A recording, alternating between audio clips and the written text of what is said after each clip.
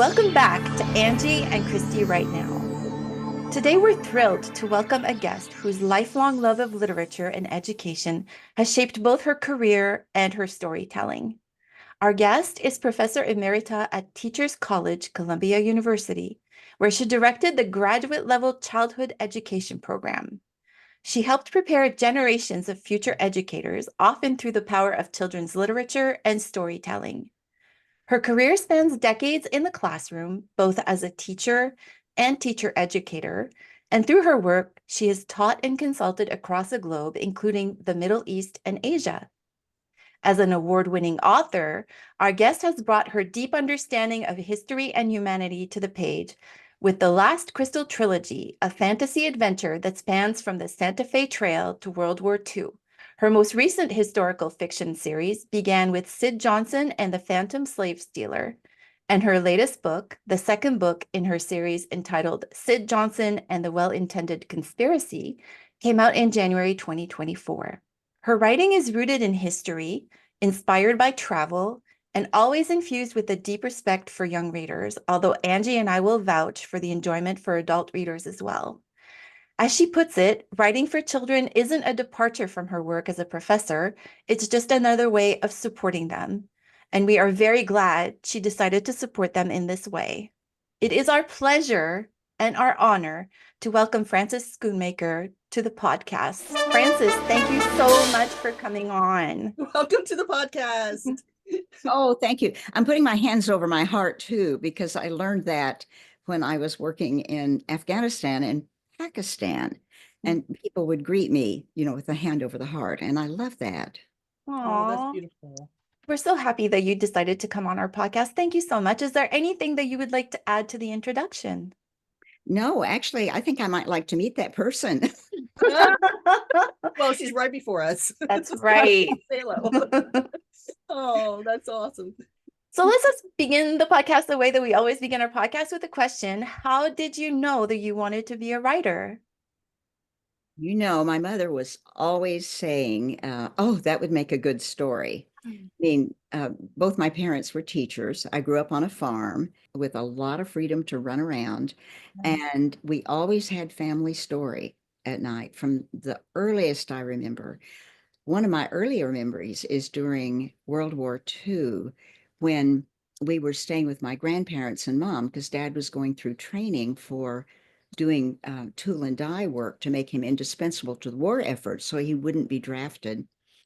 And we were with Grandpa and Grandma and Mom, and we went to the neighbors where they had a shortwave radio, and they were trying to listen to the news, and we were play acting one of the stories. And the penalty was we didn't get story that night. So family story from, really early years through really the teen years, I think, when people's schedules started getting crazy, and we no longer had that time to take. So I was hooked on story writing. My first real published story was when I was a junior in high school, and I wrote a mystery series for the school newspaper. And it was complete with sconces on the fireplace that triggered the opening of a door. I don't even remember how it ended. I ran across it several years ago and read it and laughed. It was so high school junior. Booby traps. I don't even know who the protagonist was. That's so fun. So I always had that in mind. I wanted to start writing for children about the time my daughter was born in 1969. And I wrote several things and sent them out, and I was in that process of back and forth when I was admitted to a doctoral program. Nice. And so I did a lot of writing after that, but it wasn't but I had an idea about a book I really knew I had to write. And so I took notes, occasionally when I think about it, or if I'd read an article and it would trigger an idea, I'd write it down. So one of the first things I did when I began what was called phased retirement from the university was start thinking seriously about that book. And took probably another 4 years to write it. Wow. But then ever since then, I have been seriously writing almost every morning. Oh, I love that. Oh my gosh. So which book was your first book that you published? Well, let me show you. This is fiction, of course. As a professor, Yes. it's publish or perish. The first book, this is not the first book published. It's the last Crystal. I don't know if you can Okay. see it well enough, but this was a book that I had in my head that I couldn't let go of. It was inspired by a number of things. And this one I should just say really quickly takes place on the Santa Fe Chief along the Santa Fe Trail, and then kids go back into time. Nice. Oh, wow. Yeah. The youngest one is captured by a horrible woman in the last private car on the train. And in order for her to be returned to the family, the others are supposed to go on a quest for the last crystal. Nice. Were three crystals set aside at the beginning of time for the healing of the earth. And they were put in the charge of celestial twins who were to see that they were available. And Celeste, one of the twins, had some experiences that made her decide she wanted to be the most beautiful woman in the world. And so she gave up her mortality to do that, but she stole the crystals and just used them because they could heal her as well. So she'd been alive for quite a long time when this story starts. But there was one crystal remaining. She knew she was going to need it, and she sends the kids off to find it.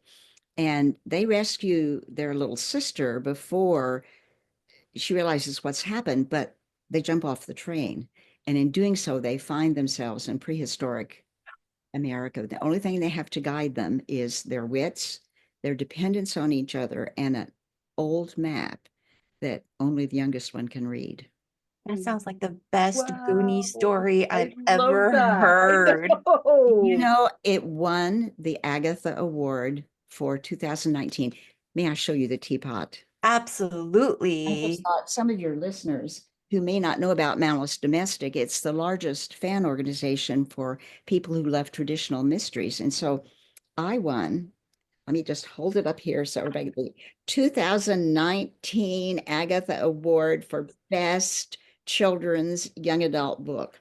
I love it. oh, And I love it. fantastic. the other side, Malice Domestic. And that was Oh, in the pandemic, and I did not get to claim that prize Mm. until 2 years later.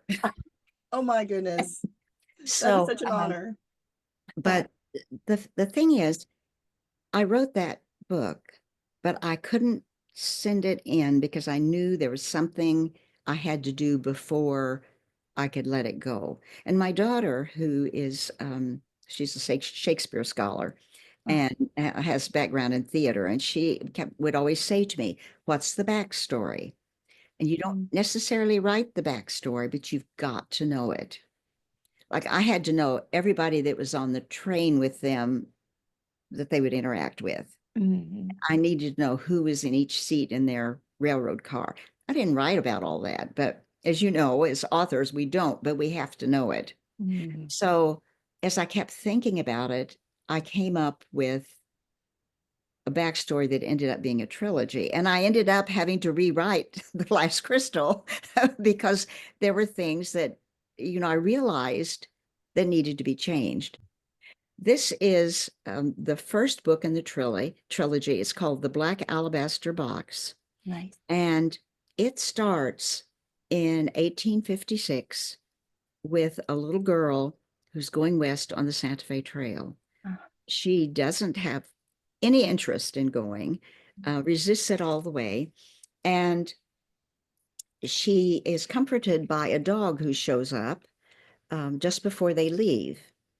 oh, And her dad says, "Well, you, this looks like old Shep. Old Shep's a dog I set a broken leg before you were ever born." And and her mom says, well, dogs don't live that long. He looks like old Shep. Well, her dad examines the leg and says, I think it is. So it kind of sets up the fact that there's something at work. And she ends up meeting both Celeste and a man that she ends up calling Mr. Nichols, who is Celeste's brother. And he's the one trying to preserve that last crystal. Oh, wow. Nice. So I fudge and move forward to World War One. I say fudge because the timeline isn't quite right, but I tell the reader that. We do that in historical fiction. I think it's okay, but you've got to tell the reader. It's true. And this is about the little boy that we meet as a little boy in the book's nephew. And this young boy wakes up and he finds that he's on the doorsteps of a church in a place he's never been. He doesn't know who he is or how he got there. Oh. And he's rescued by a German Mennonite family who are conscientious objectors right when all the interest in the war is gaining momentum. And he is trying to think about, who am I? He keeps getting triggers that give him bits of memory. And his parents decide that they will adopt him after a reasonable amount of time. But they encourage him to find out who he is. And he meets Mr. Nichols and Oh, gets involved in looking for the last crystal. Well, that sounds like a fun idea. I mean, I it's just know. like how did you come up with the idea, especially with incorporating fantasy? And you've read Sid Johnson, and you have so many elements of you just know your history, and it's so realistic, and you read it and you learn something when you're reading your books. How do you go about researching the stories? Well, a lot of research. I found that historical archives of the Kansas Historical Archive, all those things are available online now. Oklahoma, those were very helpful to me. You can actually find letters that pioneers wrote. Oh, wow. And I knew smallpox was serious issue, and that comes into the story here. And it comes in to the story about Sid later. So that was one thing. The Library of Congress is an incredible resource. They have materials online. I'm close enough now that I've just joined as a member, and I can go actually use the reading room, which is so exciting. And I think, why didn't I do that earlier? I live in Baltimore. My career was in New York, but I live in Baltimore now. And I have, especially for the middle book, around World War One, I have stories from my grandparents, nice. that I remember, and that informs a lot. Archives from my letters from our family. And then, other novels. I had the good sense to join the Santa Fe Trail Association, and they have an incredible archive of research materials, and they continue to do research on what life was like along those trails. And I guess one of the first things that started itching at me that I knew I wanted to do was there's so much new research about those trails west and the Great Migration that shows us that they were far more diverse than any of us were taught in school, any of us my age. And not only were they more diverse, but the interactions with Native people were so destructive, more than we would like to admit. And, I don't want to make young people or children feel bad about themselves, but I think you've got to face up to the realities before you can move forward. And so I wanted to bring that out, but not in a way that people would have to feel bad or feel guilty. So that was my challenge, was how to kind of drip feed, the historical pieces in a way that helped people feel like they're there without feeling like, oh, this is required reading.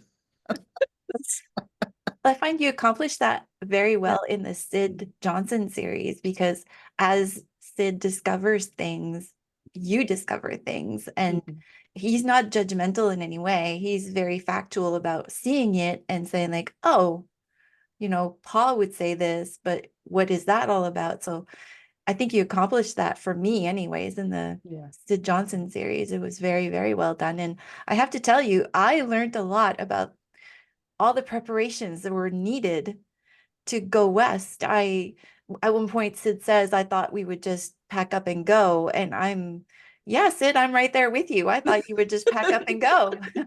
Me too. I can tell you, that's one of the delights of doing this kind of work is I learn so much. I mean, my grandparents had a smokehouse and but they didn't use it for smoking meat anymore. When I was a little girl, it had all sorts of delights in it. An old trunk and actually and things that my grandparents didn't throw things away because they had been through two depressions. Mhm. And so that was an exciting, but they had that. And so it isn't that long ago, and yet our memory. Let me show you the cover of Sid. This is Sid Johnson and the Phantom Slave Stealer, and it connects very directly. And yeah, this is a spoiler alert. No, no. It connects very directly to the Black Alabaster Box Wow. because the reason I wrote Sid Johnson, it was not a book that I expected to write. It was not on my list like The Last Crystal was. Mhm. But I'm a professor. I'll always be a professor emerita now, but we pilot things. So I wouldn't let go of the manuscript for the Black Alabaster Box until I'd had a chance to see how it flew with real kids. Right. So my granddaughter was in 5th grade, and during parent-teacher conference, apparently my daughter arranged for for her class to pilot it, and then I reached out. So I ended up having representation of public, very diverse school, and perhaps less diverse private school. Nice. And the kids read the manuscript without knowing me. Mhm. Now, I knew I was on the right track for the Black Alabaster Box when my granddaughter came home and said that kids were threatening to break her pencils if she didn't tell them what happened. Now, 5-star reviews are great, but listen, that was a 10-star Yeah, that review, is. especially as somebody who taught elementary school. That's great. So anyway, Sid Johnson appears in this first book, and I liked him. Mhm. I Yeah. really, really liked him, but he gets smallpox. Mm. And I wanted that to happen because I needed for kids to know that it wasn't all, oh, let's go camping, Mm. Yeah. Yeah. Because they get this, even when teachers try really hard by, doing, I mean, I did this as a teacher. We simulated going west, and every day, people had to choose a character. We had, half were women going to be school teachers, single. The other half were single men going to do whatever single men did then, cowboys. And I mean, we didn't have any families. But even if you try really hard, it still feels like a camping trip. Mhm. And the truth is that people going west had far more to fear from disease. Cholera was another killer, and from accidental death than they did from Native Americans. Yes, there were incidents, and there were some terrible incidents, and they were provoked on both sides. Mm. But that's a truth that we haven't looked at. Yeah. I wanted kids to know that, Yeah. but I didn't want them to find it out in ways that were hurtful. That's why I don't recommend the Black Alabaster Box for, a precocious, let's say 8-year-old, Mm. unless it's a family story where there's mediation. Right. So Right. No, I totally fell in love with Sid. I think he's such a nice character. He's such a sweet, gentle soul that, he helps his parents. He helps his siblings. He helps people sometimes when he shouldn't even. So So it's fantastic. And to learn from him, he's a great main character because he's basically representing us as we learn what he's going through. And it's fantastic. I really, really enjoyed that book. It was very, very well written. But True. now I'm curious let's actually, good time to say it's Frances Schoonmaker or Schoonmaker? It's Schoonmaker. It's a name from the Netherlands. It has that hard K. They all came over in the 1700s for various reasons. Schoonmaker. So how does Frances Schoonmaker go about writing a book? Does she sit at her computer and just write, or does she spend time outlining? I do a lot of mental outlining, but I was one of those thinkers who could not do the outline of my term paper until I'd written the paper.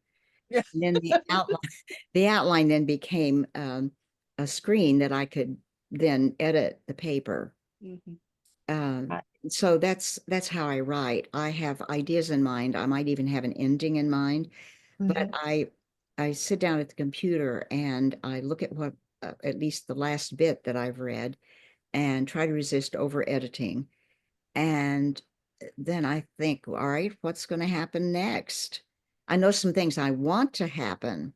mhm, So I do want to inject that with Sid and the Phantom Slave Stealer, that when I started this book, um, it was actually because the kids who had piloted the other book had said, we love this, we love the oh, fantasy, but could you write a story about a kid who gets all the way to California? And we want it to be history. And I was just like, wow, uh-huh. so You're excited. asking So for history? What? yeah, so I knew I had to do it. So Yeah. that's how I started. And so I had that, he's got to get to California. There's a trail that he's going to follow. And I don't know that much about that trail. Mhm, So I mean, I knew some about the Santa Fe Yeah. Trail, and I learned a lot in writing the trilogy. But once I got to Santa Fe, there weren't that many pioneer trains that took, who took the what's called the Royal Road to Mexico, that ancient trail that is older than the United States, older than Plymouth Rock. Um, well, maybe not the Rock, but the Pilgrims landing there. Yeah. And so that becomes an assignment. So in the midst of the kind of the mental plotting, there's a lot of work I've got to do to be mhm, ready, and it's ongoing. I wish it weren't. I mean, it would be so much more convenient if I could do the research, you know, like do the travel. I traveled on when I wrote the trilogy. I took that Santa Fe Chief as it exists now to California more than once. Nice. And so I wanted to, in writing Sid, I wanted to take the trip from Fort Union by car down through Glorieta Pass to Santa Fe. Mhm. And so I had to do that. And I wish that I could say, now I've got my notes, all my little note cards like we used to do in school when we wrote term papers, or I've got all of my notes on the computer and I've got my program, I can sort them out and write. But what happens as you're writing is you find something you want to say and you Mhm, think, wait a minute, could that have happened? mhm. And there's nothing in your notes to tell you. So you've got to go Nice. find it. So that Nice. was one of the things that I was curious about, because especially for people who are writing historical novels or there's research or how do you organize your research? Like, do you have you were mentioned note cards? How do you when you like reading through? Do you have a specific program that you use in order to organize your work, or a notebook, or I mean, do you have like some people call it like their work notebook where they have all the different things like categorized, or how do you do that?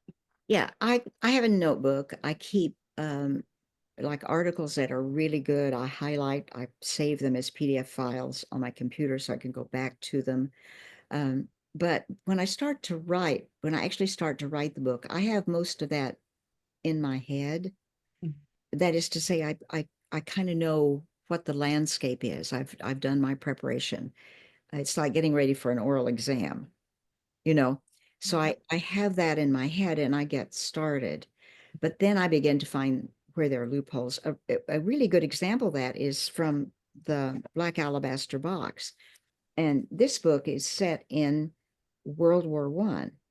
And so very early in the book, I have Ma listening to the radio about the news of what's happening to German. And then I thought, wait a minute, did people on the farm in Western Oklahoma have radios? I Mm. remember my grandma having one of those radios that had the tubes in it, Yep. really, and she'd get the war news on that was the other grandma. I mean, they both had them. Neighbors had one and my grandma had the other. Well, I found out, no, she wouldn't have. So then I had to Uh, figure out, okay, how do we drop that information? mm, It's important. She's got to know what's happening to German families and that it might happen to them. So I thought, okay, well, what's newspaper circulation then? So I have to go Mhm. dig that out. That's what I wow. mean by saying, I feel like I'm never really done until I've turned the book into the publisher and there's and then I hope that I haven't said anything too awful. But I love Oh that you're God. being historically accurate. I think that's important for Yes. the kids to understand. And I can appreciate how hard it must be for your storyline sometimes when things don't turn out the way you'd like them to turn Mhm. out. Absolutely. Yeah, that's one I of the think things I it's a do appreciate about your books is that you Yeah. are teaching children about their history, Yeah. and it's accurate, Yeah. to the best of your ability. You are finding the information that you need to present. So, Mhm. and you present it in a way that's easy for them to understand. Absolutely. And so, and that's one of the greatest joys for children, especially, I mean, as a child, when I'd love to be able to read and learn about my history and the history of my family. I mean, I'm really a big genealogist nerd, so Mm. Yeah, and you want to find yourself in what you're yeah, reading. And exactly. and one of the things that I believed strongly, and the research bore it out, is that there are more people to find in those stories of those who went west than we I imagine, love you Mhm. know. And they weren't all, people who look like me, presenting white. that. And I love that. I think that's really important for kids. But, it is fiction. And so Mhm. authors are going to take the author's privilege of maybe changing historical events. Mhm. But I think they bear the responsibility to tell the reader that somewhere in a preface or in a note. And it's more than a pet peeve. When an author decides that a historical event is the way they wrote it and Mm. not the way history bears it out, then and then stands behind the way they wrote it, I think that is shoddy scholarship and, you know, really cheating your reader. Agreed. I agree 100%. So when you were writing these books, is there a character of yours that you fell in love with or a character that surprised you when all of a sudden they did something that you weren't expecting? Oh, all of the above. I said I loved Sid. Mm, And so I thought, okay, he has smallpox in this first book. mhm, Um, how do I deal with that mhm. in the second book? Because very few people survived Yeah. smallpox, especially if you were on the trail. There were vaccinations then. Some people had vaccinations, and that's another whole bit of research that I had to do. And it isn't pretty research. I bet not. No. Yeah. And but I felt like I wanted a kid for this Sid series, what became the Sid series. I wanted a kid whose parents loved him, who had a stable family, who Mm, didn't have any superpowers, you know, and wasn't going to have anybody come in and bail them out. Now, in the trilogy, I try to keep it as Mr. Nichols, the fantasy character, always says, this is ordinary, everyday magic. mm, You know, that the world is full of everyday magic and we don't always see it. agree. So, yeah, we can have everyday magic, but does somebody come in and rescue you? Mm, probably not. Right. So I No, no. wanted this good kid who gets embroiled in life in ways that are interesting, but not because he, can suddenly fly away. Um, but there's a character that comes in the book that I've just finished, the Sid Johnson and the Well-Intended Conspiracy. He's a kid named whose nickname is Squeaker. Uh-huh. And it kind of looks like somebody closed a door on his face.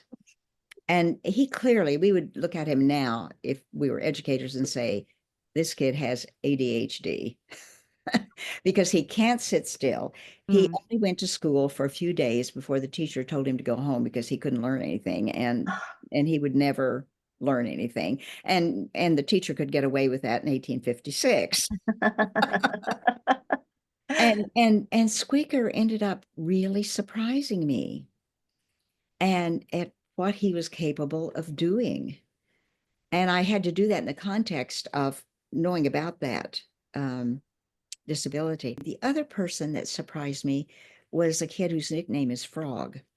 And we don't know if his nickname is Frog because his eyes just kind of pop Mm. out, or if it's because he sits squatted down like a frog when boys are playing marbles. But he never talks. Uh, But Frog surprises me. And I won't tell you how, because if I did, it really would be a spoiler.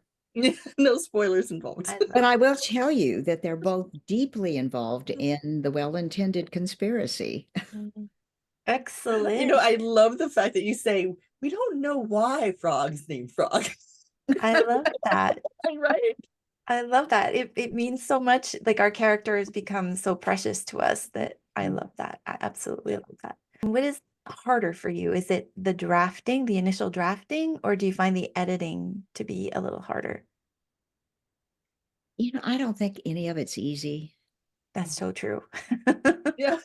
And I always take comfort in the fact that Tolkien is said to have kept changing his manuscript until the publisher almost literally had to pull it out of his typewriter and take it. Because I keep looking for a better, maybe more efficient way to say something. Or do I really need this? Mm. So that part is hard. I'm not as good at proofing. Mhm. Some people are. So I would suppose if we had to say what's the hardest, I would say the proofing. And what do you like the most? Is it the initial drafting, the thinking of the idea, the research behind it? I like it all. Oh, I love that. Yeah, I really like it all. I enjoy the digging out and learning things. I mean, Mhm. we've talked about that. I like using the imagination. Uh-huh. And I kind of follow the question, well, what would happen if? Hmm. Sometimes I write things a couple of different ways to see, which way it really is going to go. Mhm. And so what would happen if this? Is that plausible? Okay. And I really want things to be plausible, especially, I mean, even in fantasy, there has to be a plausibility factor. Mhm. And you would know that from your science fiction writing. Absolutely. There No has to be ex the machina here. yeah, Yeah. it has to be plausible. To me, that's really fun. When you get in one of those conundrums, you have to think, okay, what do I need to know to figure this out? I love this. I love this. So do you have people after you finish your books, do you have people read them? Do you have beta readers or critique partners? May I tell you about the ones in the book that's came out in January? Yes. Absolutely. Yeah, for this book, they're really it gets broader in terms of the diversity of the characters.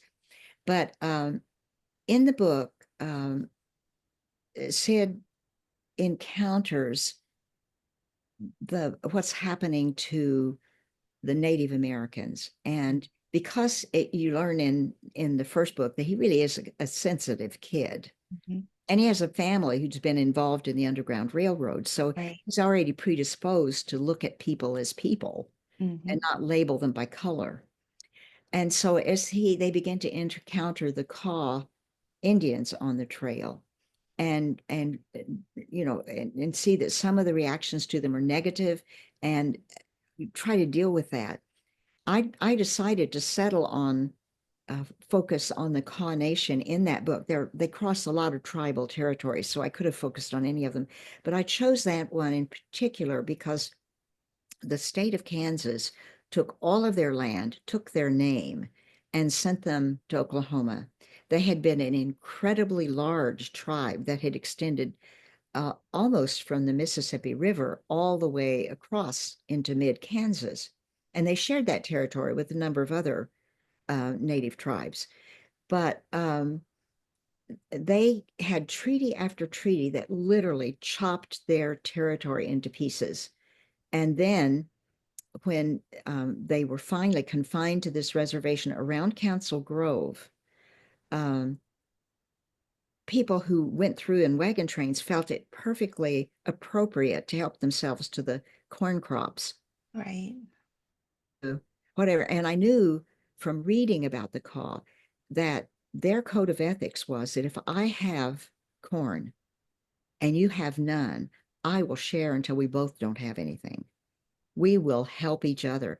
And so they asked people coming through for help. They begged, and they were treated like swarms of flies. And so I had told you I had joined the Santa Fe Trail Association, and through the Last Chance bookstore, I'd gotten some incredible maps and resources from the person who runs that store, who's Leo Olivier, who happens to be one of the leading scholars on the Santa Fe Trail. And so when I first wrote one of the books that dealt with the Santa Fe Trail, I said, do you know someone who you could refer me to who would read it as a beta reader? And he said, send it to me. So I got the historian. So when I got into the second book, The Well-Intended Conspiracy, I said, okay, do you know any members of the Kaw Nation who might be willing to serve as beta readers? Yeah. And he said, but let me refer you Ron Parks. Now, Ronald Parks is the author of The Darkest Period, which is a historical account of the Kaw Nation. Oh. And so I had been drawing on his book heavily to start with, and I'm going, You said, oh and my so gosh. he wrote back, he sent us an email introducing us, and Ron wrote back and gave me the name of a woman. And I was delighted because the woman was Pauline Sharp, who for years did the Chief Lucy programs where she represents her grandmother, who was the first woman chief of the Kaw Nation. Okay. And Pauline said, could I bring someone else in? And yeah, and that was C. Huffman, who is a part of the Kaw Language Project. And they're both very, very insightful women. And I, with fear and trepidation, ran the manuscript past them. And they were both incredibly helpful. And I had an incredible byproduct. And that was last year, I was invited to be present at the rematriation of the Kaw Prayer Rock. And that's a massive boulder that was sitting out in the middle of who knows where and was very revered by the Kaw. They didn't worship, but it was a place they went to pray. And the state of Kansas and the city of Lawrence both thought, oh, we like that rock. And it was kind of a contest to see which one could get it moved soonest. And it's like 10 school buses tall. I mean, it's huge. And they moved that thing all the way to Lawrence, put it up, stuck a plaque on it in as a memorial to the founders of the city. Oh. But through the work of Pauline Sharp and a number of other members of the Kaw tribe, the Mellon Foundation gave them the money, and the city of Lawrence returned the rock.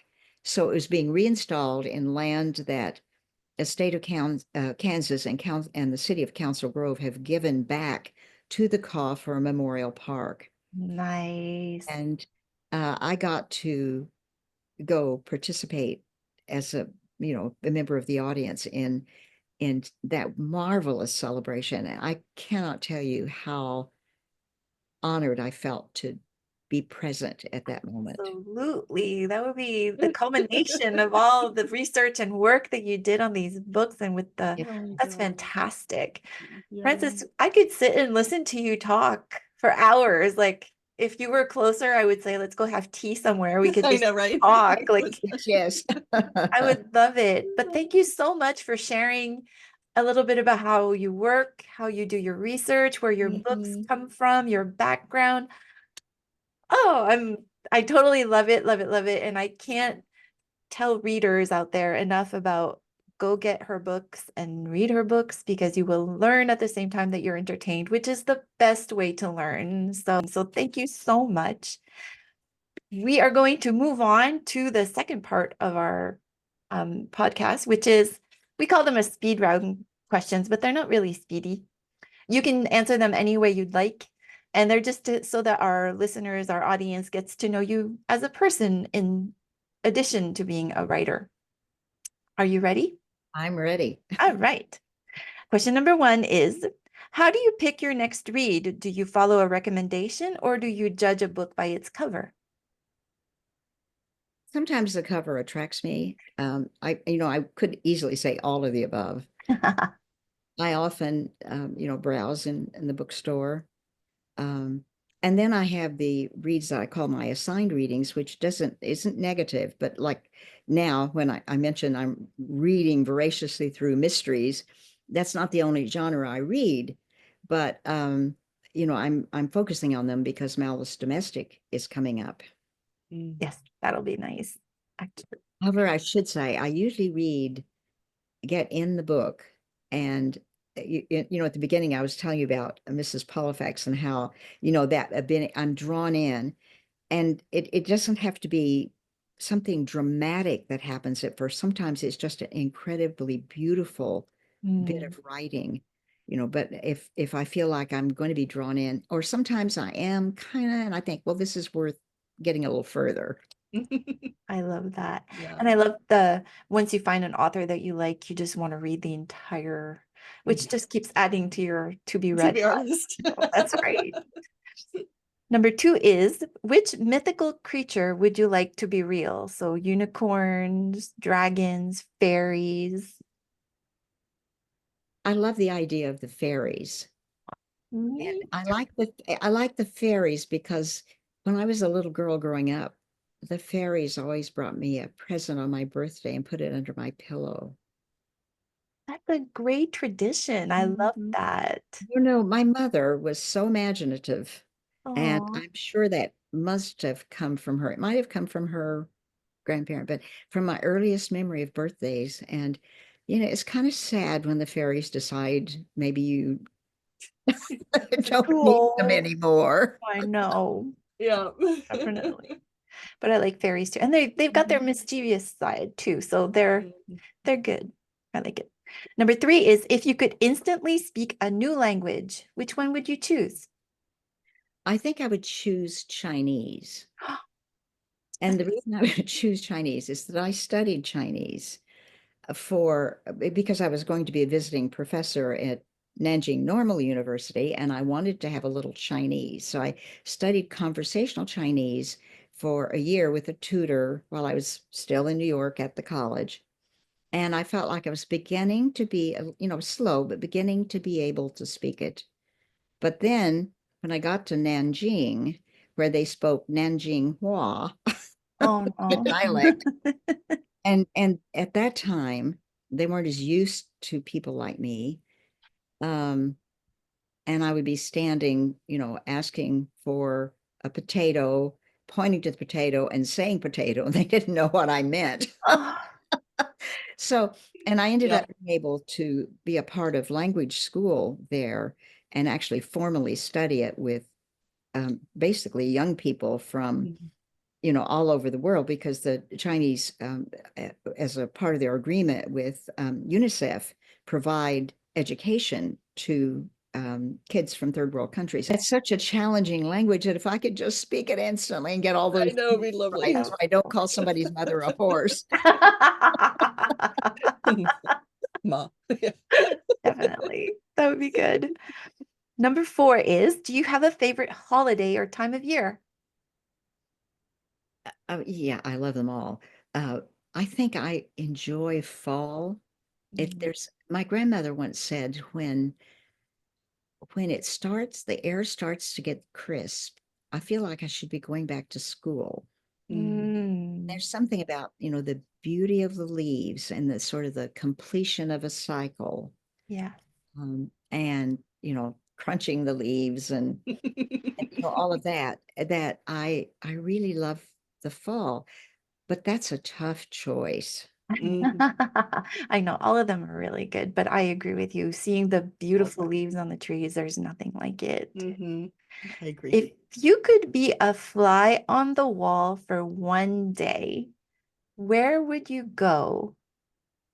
I think I'd want to just stay away from world leaders and great discussions. And maybe what I would like, if I had the ability to understand it, I would love to be a fly on the wall in a village school somewhere I've never been, in a country I've not visited, and listen to what school kids are saying. Mm, That's that'll be such a fun. professor, classroom educator thing to say. I absolutely love that. I love Mm. that. And you would probably learn so much more than me sitting in the Marvel Studios office to figure out which film is going on.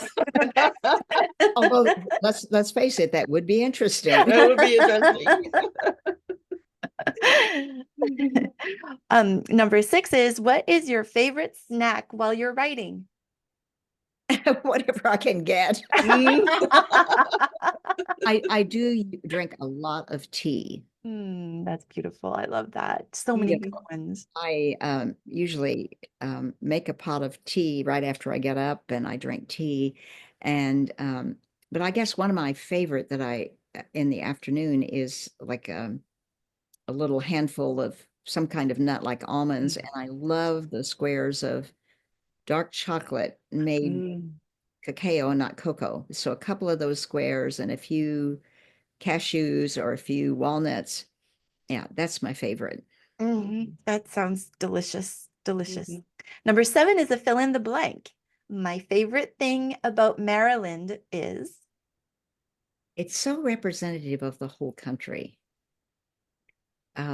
They say in Maryland, and I'm not native to Maryland, but they say in Maryland that, if you don't like the weather, it will change. If you drive across Maryland, you'll have driven across the United States. And there's a sense in which that's true. There are mountains, they're not as dramatic, as let's say the Rockies, but yeah, we have a lot that is representative of the whole country, and I like Mhm. that. But I I like that have to add answer. Maryland is a beautiful. caveat. I do like the early um, Western history Mhm. related to Maryland, and I don't know enough about the period during the colonial period in Maryland, Your but it next book fascinating. series. I'm interested. I'm interested. Number 8 is, if you could jump inside a book, which one would it be? It would have to be The Hobbit. Ah, They are so keen. I started reading that in the 60s. I absolutely loved it. I ended up telling it as a story in bits to a kindergarten class I was teaching. They made the most incredible pictures. I mean, I'd love to have kept them, but they were too precious. They had to go home. I mean, of smog, it was wonderful. And then, of course, The Lord of the Rings. And I loved it so much that when my granddaughter was in preschool and I did a lot of childcare for her, we always had school stuff going on. And, we did all the characters. She wrote little books that she dictated and she learned to read. And they had dragons and hobbits I love and it. elves. I Oh my would die to gosh. live in a hobbit house. I would I know. love it, love it, love I it. want Bilbo's. I don't want the Saxville Bagginses. Luella, Just no. Mm-mm. no, just their pantry alone was enough for me Ooh, to want to yeah. live there. Absolutely. On a scale of 1 to 10, how much would you enjoy a plate of sushi? -1. And the reason for that, there's some forms of sushi I would like, but I am very allergic to shellfish of any Oh, kind. yeah.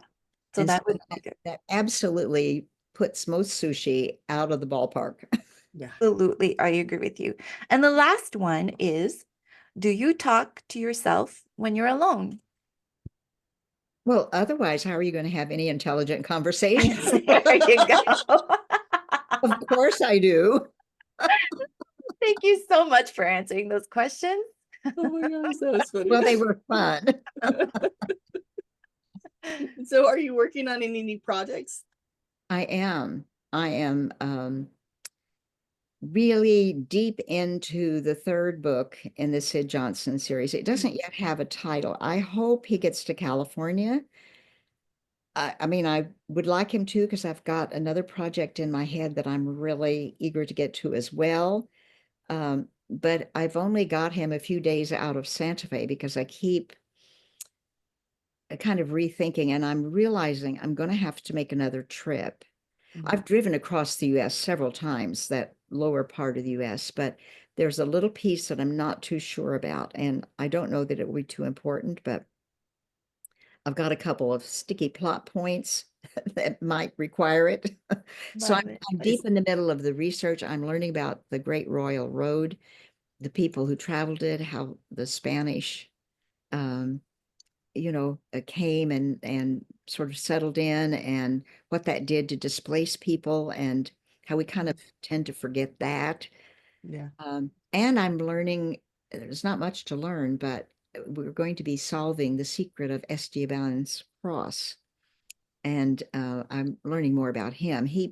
It's probably the first African American who traveled across the US, and that was with an ill-fated trip to explore and set a Spanish settlement in Florida in the 1700s. And he was a slave who was taken across, and he was known as a great healer. Hmm. And so, his treasure comes into this somewhere. I'm learning So more about it. You get a exciting. It sounds like, yeah, it does. I'm Yes. like, learn more about it in Oh, the yeah. second book, but we have to, that sort of underlying theme has to be resolved. Mm-hmm. and I love the fact that you get to research it, that you get to travel to research it. Yep. Yeah. Like you have a good excuse. Yep. I need to figure And this out. the fascinating thing is that some of the that's why I'm reading Tony Hellerman, because he sets his novels in that part of the country, a little north and west of where I need to be. But having been down there, and gone through the Jordana, that desert Mm, area near, it's on west of White Sands. okay. It hasn't changed that much. Yeah. And how they managed to get through that alive is just astounding. Mhm. Well, and to be able to write with authority too, because you've seen the area, you know what kind of dirt or sand or Yeah. the plants, and to be able to see them is different from reading it in a book. To be able Yeah, to touch it, I, and I've done it once, and Mhm. to get out of the car and walk off the road, the pavement, and get near the traces of where the wagons actually traveled, and just to smell the air and just to Mhm. listen. It's just fascinating, but realizing that it wouldn't have been that quiet because it was highly traveled. Anyway, Well, that's true. I'm right in the middle of it. Well, and and you saying that, you're right. I didn't even think about that. Yeah, it wouldn't be quiet. It would be noisy. Be People, I mean, dusty, yeah, it's and they're so going yeah. without water for 3 days and all that. Wow. So where are you on social media? Do you have like any social media accounts that people can follow in order to keep up with your news? I now primarily use Facebook, Mhm. and they can find me at fschoonmaker.com. I have the sort of the author site, and then the sort of catch-all site. That they're both public sites. I had other accounts that I won't name, but I got fed up, Okay. Yeah. as one does. Yes. Yeah, I I agree. do have a, All right. yeah, I do have a website. Okay. And I should think of maybe someone listening will make a good suggestion. I should rename it, because, looking for fschoonmaker.com might not be the easiest. But I would Oh, just yeah. say for readers, if you look up something like the Last Crystal Trilogy, or you look up Sid Johnson and the Phantom Slave Stealer, then you'll know how to spell it. Yeah, it will come up. Well, that was so much fun. We just really enjoyed meeting you and learning about your books and how you go about researching them. And we're really excited that you do have that book that just came out in January of 2024. And do you have anything coming out like in the next couple weeks or months or this year? No, I'm a plodding writer, but I have to tell you that The Well-Intended Conspiracy has been nominated for an Agatha. Ooh. I would love it if I came home with another teapot, although I guess one can't be too greedy. Oh, please let us know. Yes, definitely.